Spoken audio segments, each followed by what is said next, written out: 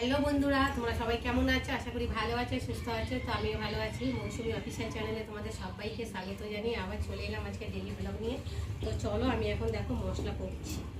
আগেই মশলা বাটতে বসে গেছি। সকাল সকাল সকাল বলতে এখন 10টা বাজতে যায়। মশলাটাকে করে নিই, কেননা মশলার বাটাটাই বেশি কষ্টকর। আর এই বাটা মশলা খেতে তরকারিতে এত ভালো লাগে, ওই জন্য বাটা মশলা খেয়ে এমন অভ্যাস হয়ে গেছে, আর গুঁড়ো মশলা যেন আর ভালো লাগে। তার জন্য সব কিছু মশলা আমি বেটেই রান্না করি। তো দেখো এখন বাটছি, এই যে রসুন, জিরে আর আদা, এই যে আদা বাটবো আর পেঁয়াজ কুচিয়ে নেবো। আজকে কী রান্না করবো পরে তোমাদের সাথে সেটাই শেয়ার করবো। তো আগে মশলাটাকে বেটে রেডি করে নিই।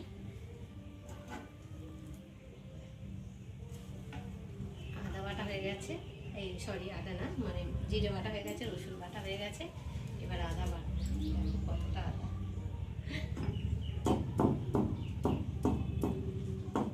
তো দেখো বন্ধুরা, মশলা করে চলে এসেছি। আর কি কি মশলা করেছি দেখাচ্ছি।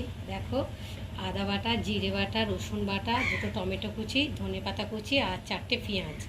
আর আজকে রান্না করব এই যে আমুদি মাছের ঝাল হবে আলু বেগুন দিয়ে। আর এখানটা হবে এই যে চিকেনটাকে ভালো করে ম্যারিনেট করে রেখেছি। এই যে আলু বেগুন সরু সরু করে কেটে নিয়েছি, চুনো মাছ দিয়ে ঝাল হবে। আর এখানটায় আলু কেটে নিয়েছি চিকেনের জন্যে।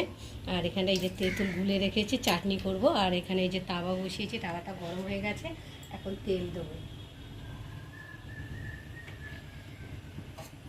তেলটা গরম হয়ে গেছে, যেহেতু তাওয়াটা খুবই পাতলা, তাওয়ার সঙ্গে সঙ্গে এই গ্যাসে বসাবার সঙ্গে সঙ্গে গরম হয়ে যায়।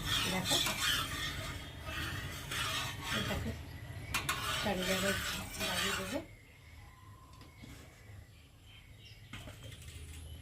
এখন এই যে আমাদের মাছের দিয়ে ভালো করে ভেজে নেব। আমাদের মাছগুলো দেখো কত বড় বড়।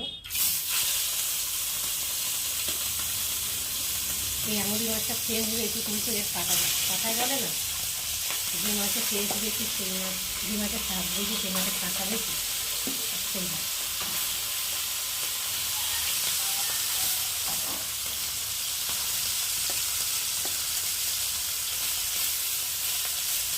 তো দেখো বড় বড়, তো তার জন্য অল্প অল্প করে নিয়ে ভেজে নেবো।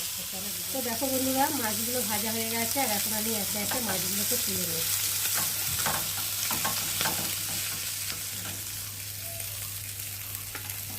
যা, একটা আবার ছিটকে গেল। তো দেখো বন্ধুরা, কড়াটা বসিয়েছি আর কড়াটা একটু গরম হয়েছে। আর এখন আমি তেল দিয়ে দেবো।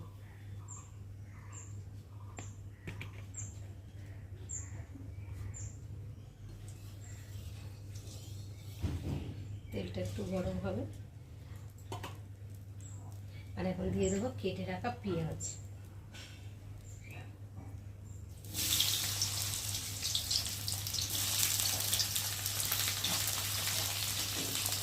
আর দিয়ে দেবো রসুন। পেঁয়াজের সাথে রসুনটা ভাজা ভাজা হয়ে যাবে, নাহলে কাঁচা একটা গন্ধ থাকবে।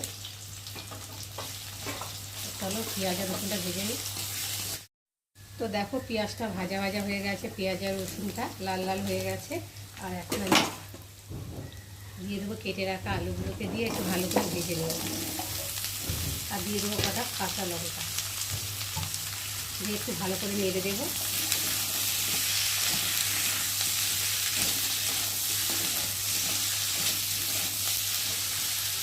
দিয়ে এবার ঢাকা দিয়েছি। তো দেখো, আলুটা লাল লাল করে ভেজে নিয়েছি। আর এখন আমি মশলা দিয়ে দেবো। আদা, জিরে বাটা আর আদা বাটা, লঙ্কার গুঁড়ো, হলুদ, স্বাদ মতো নুন, একটা দিয়ে দেবো টমেটো।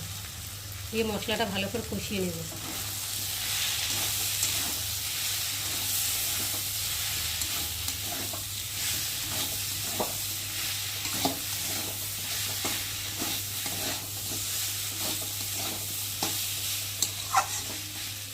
দেখো, আমার ভালোভাবে কষানো হয়ে গেছে মশলাটা। মশলা থেকে দারুণ একটা গন্ধ ছেড়ে দিয়েছে। আর দেখো কত সুন্দর ভাজা হয়েছে। আর এখন আমি জল দিয়ে ভালো করে সিদ্ধ করে দেবো।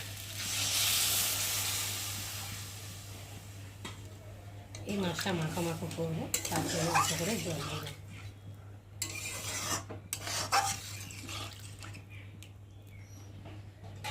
দিয়ে ঢাকা দিই। তো দেখো বন্ধুরা, এবার ঢাকাটাকে খুলবো, চলো দেখি। তো দেখো, ঝোলটা অনেকটাই শুকিয়ে গেছে। আর দেখি আলুগুলোকেও সিদ্ধ হয়ে গেছে।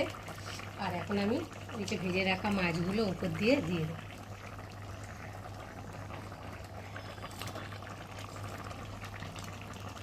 এই খুন্তি দিয়ে একটু ভালো করে ছড়িয়ে দিতে হবে, এক জায়গায় থাকলে তো মাছগুলো ভালো ডুববে না, ঝোলের মধ্যে।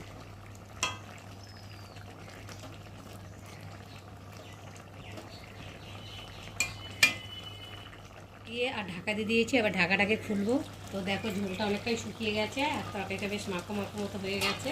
আর এখন আমি উপর দিয়ে ছড়িয়ে দেবো ধনে পাতা কুচি।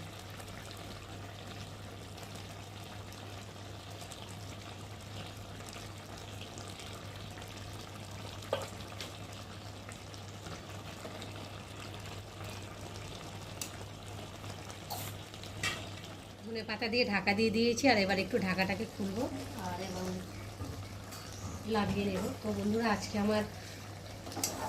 আমাদের চুনো মাছের ঝালের রেসিপি কেমন লাগলো তোমরা কিন্তু অবশ্যই কমেন্ট করবে, আর ভালো লাগলে লাইক কমেন্ট শেয়ার করো। আর আমার চ্যানেলে যদি নতুন হয়ে থাকো চ্যানেলটাকে সাবস্ক্রাইব করো। চলো আবার দেখা হবে তোমাদের সাথে পরের ব্লগে। ততক্ষণ তোমরা তোমাদের খেয়াল রাখো, তোমরা আমার চ্যানেলটাকে সাবস্ক্রাইব করতে থাকো, আর আমি এদিকে তরকারিটাকে ঢালতে থাকি।